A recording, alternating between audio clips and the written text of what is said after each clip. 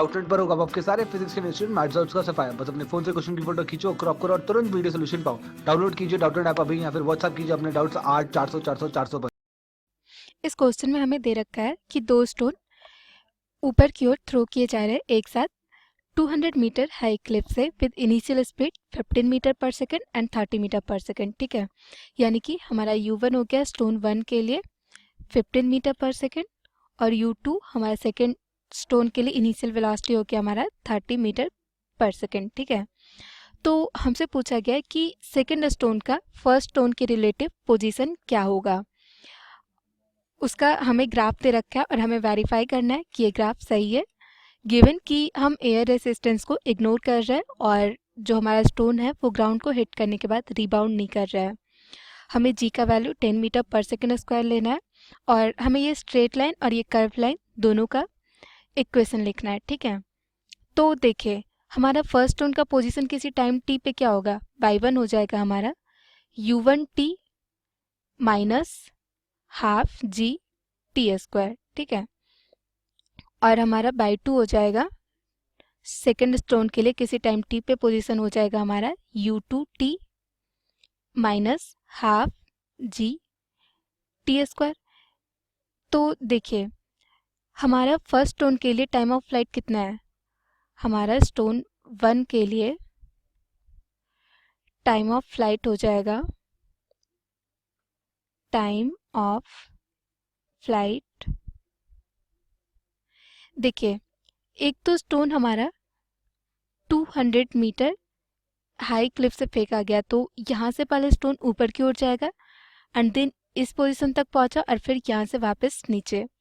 तो हम एक काम करते पहले यहाँ से यहाँ तक का टाइम ऑफ फ्लाइट निकाल लेते एंड देन यहाँ से यहाँ तक का। ठीक है, तो जितनी वेलोसिटी यहाँ पे हमारा ऊपर की ओर है उतनी ही वेलोसिटी यहाँ पे हमारा स्टोन का होगा, लेकिन नीचे की ओर होगा, डायरेक्शन चेंज होगा। ठीक है, तो हम स्टोन 1 के लिए टाइम ऑफ फ्लाइट निकाल लेते हैं।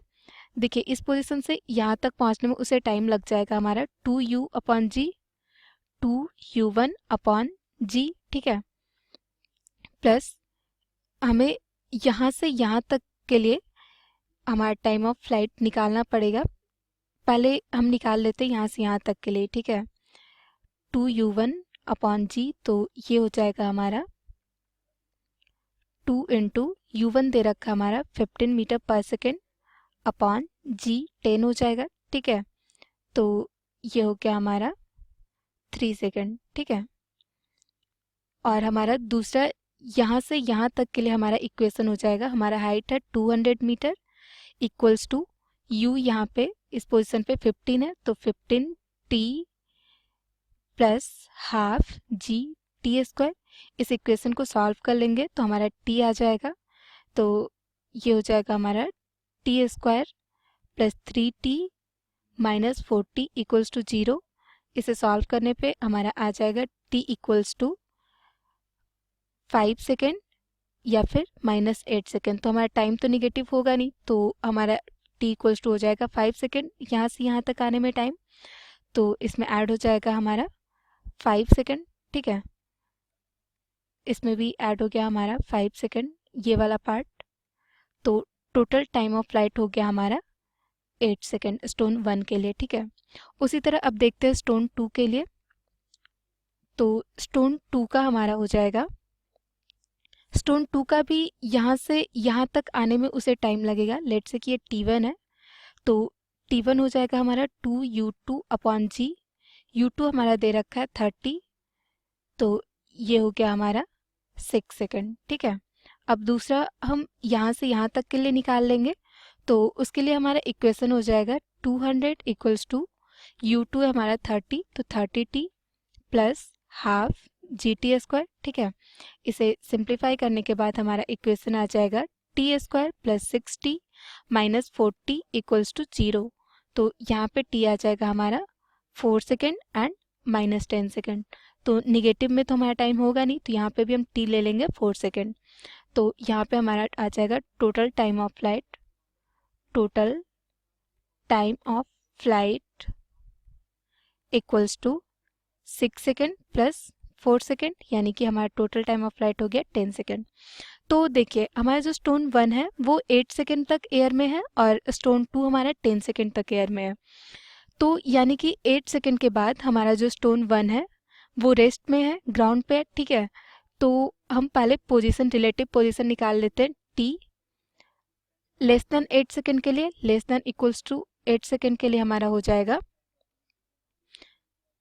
डेल्टा बाई, यानी कि हमें चाहिए relative position of second stone relative to 1, तो ये हो जाएगा हमारा डेल्टा बाई 2 माइनस बाई 1, ठीक है।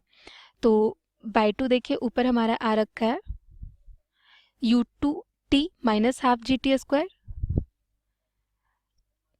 u2t minus half G T square. Since दोनों का इनिशियल पोजीशन सेम था 200 मीटर हाई फ्रॉम ग्राउंड, तो इनिशियल पोजीशन को ऐड करने की ज़रूरत नहीं है। यदि डिफरेंट होता दोनों का इनिशियल पोजीशन तब उसे भी हमें लेना पड़ता। माइनस बाई 1 हो जाएगा हमारा u1t minus half G T square, ठीक है। तो ये हो गया हमारा u2 माइनस u1t, u2 है हमारा 30, u1 है हमारा 15t, तो ये हो गया हमारा 15t, ठीक है। तो हमारा 0 से 8 सेकेंड के लिए हमारा रिलेटिव पोजीशन हो गया सेकेंड स्टोन का फर्स्ट स्टोन के रिलेटिव में 15t, और t greater than equals to 8 less than equals to 10 second के लिए हमारा हो जाएगा बाई 2 1। अब देखिए हमारा बाई 2 तो अब भी हो गया u2t minus half G T square, लेकिन हमारा जो बाई 1 है वो ऑलरेडी अब ग्राउंड पे पहुंच गया, तो यानी कि बाई 1 हमारा हो जाएगा 0, ठीक है। तो यानी कि बाई 2 1 हमारा हो गया, u2 हमारा 30 है तो 30t minus half into 10 into T square, ठीक है। यानी कि ये हो गया हमारा 30t माइनस 5t स्क्वायर, ठीक है। तो देखिए अब हम देखते हैं कि ये ग्राफ सही है या नहीं।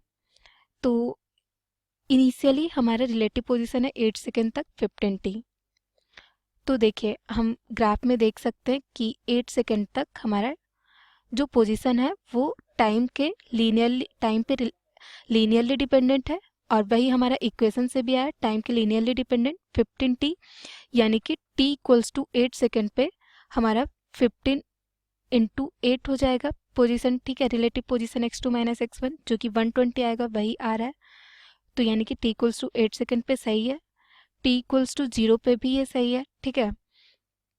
और हमारा जो स्लोप है, ये देखिए हमारा जो स्लोप आ रहा है कहाँ गया, रिलेटिव पोजीशन का, वो आ रहा है 15, ठीक है। तो हम इस ग्राफ से भी देख सकते हैं हमारा स्लोप किसी भी टाइम t पे 1, जैसे कि देखिए ये स्लोप तो हमारा कांस्टेंट है, तो हम स्लोप देखिए हमारा आ रहा है 120 अपॉन 8, ठीक है। तो यानी कि 15 आ रहा है, तो हमारा 0 से 8 सेकेंड तक के लिए ग्राफ सही है। अब देखते हैं 8 सेकेंड से 10 सेकेंड के लिए।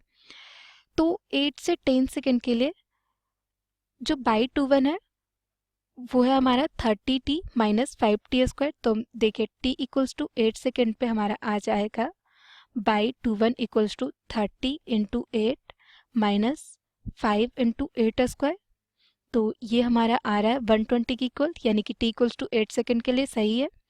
अब देखते हैं t equals to 10 second, t equals to 10 second पे हमारा हो जाएगा Y 2 1 equals to 30 into 10 minus 5 into 10 का स्क्वायर, ये हमारा आ रहा है 0। हमारा ग्राफ में भी देखिए 0 ही आ रहा है t इक्वल्स टू 10 सेकेंड पे, और हम देख सकते हैं कि हमारा इक्वेशन में हमारा आ रहा है कि जो हमारा रिलेटिव पोजीशन है वो टाइम पे क्वाड्रेटिकली डिपेंडेंट है। यहाँ भी हम देख सकते हैं ग्राफ से कि ये टी स्क्वायर के प्रोपोर्शनल आ रहा है, ठीक है। तो यानी कि हमारा ग्राफ सही है, ठीक है। अब देखिए हमसे पूछा गया है कि दोनों पार्ट्स का इक्वेशन क्या होगा, लीनियर एंड कर्व पार्ट का। तो देखिए हमारा लीनियर पार्ट का इक्वेशन आया था बाई 2 1 इक्वल्स टू 15t, ठीक है। और कर्व पार्ट का हमारा इक्वेशन आ गया Y 2 1 equals to 30t minus 5t square, तो ये दोनों हमारा हो गया दोनों पार्ट का इक्वेशन और हमारा आंसर, ठीक है।